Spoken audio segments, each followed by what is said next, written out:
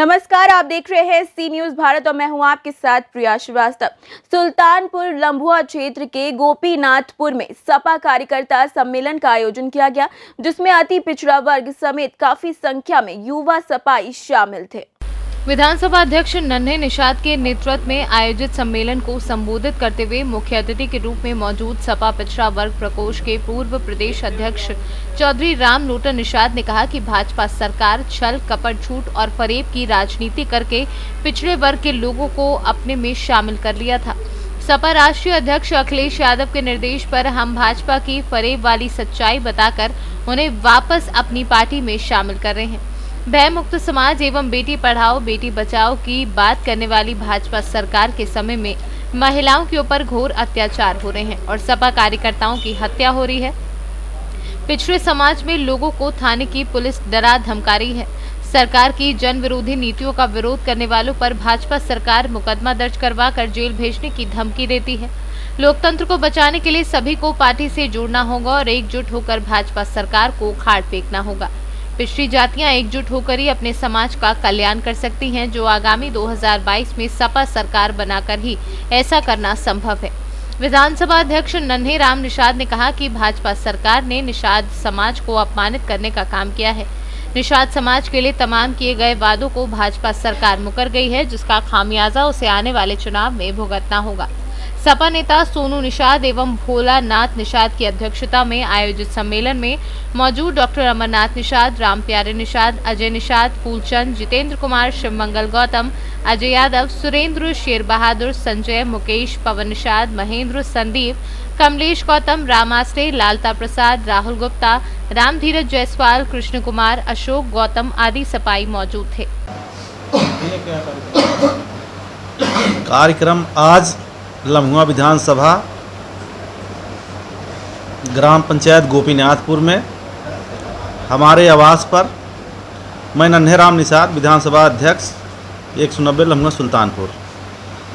मैं जब से समाजवादी पार्टी में हमें विधानसभा अध्यक्ष का पद जब से मिला है, तब से हम पूरी अपने छोटे भाइयों को, निषाद बिरादरी, अन्य ओबीसी, एससी सबको रोज़ मेहनत करके जोड़ा जा रहा है। सबको साथ में लेके हम लोग दिनों रात मेहनत कर रहे हैं और 2022 में अखिलेश भैया को दोबारा मुख्यमंत्री बनाएंगे। आज का कार्यक्रम जो आपके यहाँ पर, उसका उद्देश्य क्या रहा? मुख्य अतिथि कौन है? आज का हमारा कार्यक्रम हमारे बड़े भैया मुख्य अतिथि माननीय चौधरी लौटन राम निषाद हमारे मुख्य अतिथि थे और हमारे बीच में पिछड़े सोचतों को और निषाद भाइयों को आके समाजवादी पार्टी की विचारधारा को बताए और हम लोगों को बहुत अच्छी सीख मिली है। 2022 में हम बीजेपी को हराकर समाजवादी पार्टी की सरकार बनाकर अखिलेश भैया को दोबारा मुख्यमंत्री बनाएंगे। मैं चौधरी लौटन राम निषाद, पूर्व प्रदेश अध्यक्ष समाजवादी पार्टी उत्तर प्रदेश, अपने राष्ट्रीय अध्यक्ष माननीय अखिलेश यादव जी के निर्देशानुसार जो भारतीय जनता पार्टी ने छल कपट झूठ फरेब की राजनीति करके यादव समाज को नायक से खलनायक और यादव समाज के विरुद्ध सारी अति पिछड़ी जातियां निषाद, मल्ला, लोहार, कुहार, सुनार, तेली, तमोली, बरई, बारी, कुशवाहा, मौर्य, कुर्मी जाति को अपने खेमे में ले जाने का काम किया था। मैं अति पिछड़ी वर्ग की जातियों को जो भारतीय जनता पार्टी के झूठ फरेब के बहकावे में आकर उसके साथ चली गई थी, उन्हीं को समझा बुझा करके भाजपा की सही सच्चाई को बताने के लिए और भारतीय जनता पार्टी भय मुक्त और भ्रष्टाचार मुक्त सरकार की बात करती थी। पढ़े बेटियां बढ़े बेटियों की बात करती थी, बेटी पढ़ाओ और बेटी बचाओ की बात करती थी। कल उसका भारतीय जनता पार्टी का और योगी आदित्यनाथ के मुख्यमंत्रित्व काल का 4 वर्ष पूरा हुआ। आए दिन हमारी बहन बेटियों के साथ बलात्कार की घटनाएं हो रही हैं, हमारे लोगों की हत्या की जा रही है, जगह जगह राजनी और गुंडागर्दी की जा रही है। जब हमारे गरीब गुरबा समाज के लोग, पिछड़े दलित वंचित मुसलमान समाज के लोग जब पुलिस के थाने में गुहार लेकर जाते हैं तो हमारे लोगों की सुनवाई न करके उन्हें गाली गलौज दे करके लाठियां बरसा करके उनको भगा देने जाने का काम किया जा रहा है। या योगी आदित्यनाथ तो गुंडे की तरह काम कर रहे हैं।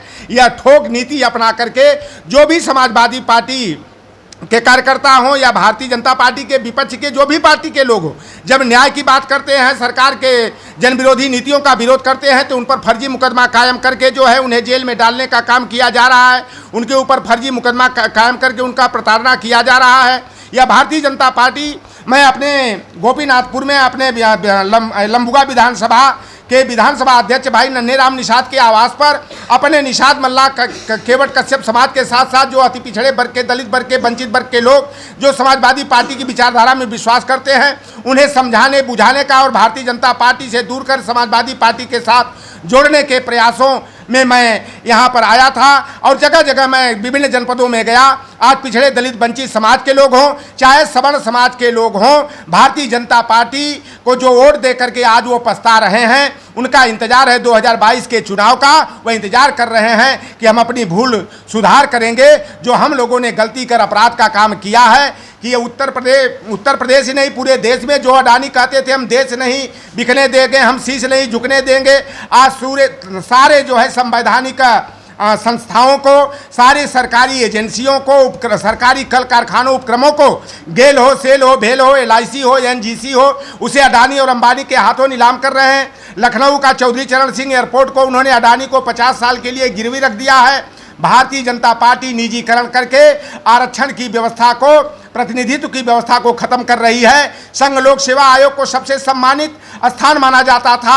आज नरेंद्र मोदी की सरकार RSS के इशारे पर, मोहन भागवत के इशारे पर लेटरल एंट्री के माध्यम से केंद्र सरकार के मंत्रालयों और विभागों में ज्वाइंट सेक्रेटरी और डायरेक्टर बना रही है। इसलिए मैं पिछड़े दलित वंचित समाज के लोगों से अपील करता हूं कि लोकतंत्र को बचाने के लिए, संविधान को बचाने के लिए और आरक्षण को बचाने के लिए जो है आप एकजुट होकर समाजवादी पार्टी के साथ जुड़िए। एक मेरी मांग है कि हर सेंसस में SC ST की धार्मिक अल्पसंख्यक की जनगणना होती है। 2011 की जनगणना में किन्नर, जिसे हम लोग भोजपुरी की भाषा में हिजड़ा कहते हैं, दिव्यांग की जनगणना कराई गई। 2021 की जो जनगणना होने वाली है उसमें हम लोगों की मांग है कि SC ST और धार्मिक अल्पसंख्यक के साथ OBC की, पिछड़ों और अगड़ों की भी जातिवार जनगणना होनी चाहिए। और संविधान के अनुच्छेद संख्या 16(4), 15(4) के तहत हमारे समाज के लोगों को कार्यपालिका, विधायिका, न्यायपालिका और निजी क्षेत्रों में जनसंख्या के अनुपात में आरक्षण मिलना चाहिए। कोलेजियम सिस्टम खत्म करके राष्ट्रीय न्यायिक सेवा आयोग का गठन संविधान के अनुच्छेद संख्या 312 के तहत करके हायर जुडिशरी में उच्च न्यायपालिका, हाई कोर्ट और सुप्रीम कोर्ट के न्यायाधीशों का चयन होना चाहिए। कोलेजियम के माध्यम से मनोनयन नहीं होना चाहिए। भारतीय जनता पार्टी कहती थी हमारी सरकार बनेगी तो राम की नैया को पार लगाने वाले निषाद मल्ला, केवट बिंद, धीवर कहार, गुड़िया, तुरहा, बाथम, माझी समाज को हम अनुसूचित जाति का दर्जा देने का काम करेंगे। लेकिन भारतीय जनता पार्टी ने, जो अखिलेश यादव जी ने, मुलायम सिंह यादव जी ने 17 अति पिछड़ी जातियों को केंद्र के पास प्रस्ताव भेजा था अनुसूचित जाति में शामिल करने के लिए। केंद्र की सरकार में सामाजिक न्याय अधिकारिता मंत्री थावर चंद गहलोत और उत्तर प्रदेश के मुख्यमंत्री योगी आदित्यनाथ ने उस प्रस्ताव को निरस्त करके हमारे समाज के पीठ में छुरा भोंकने का काम किए हैं।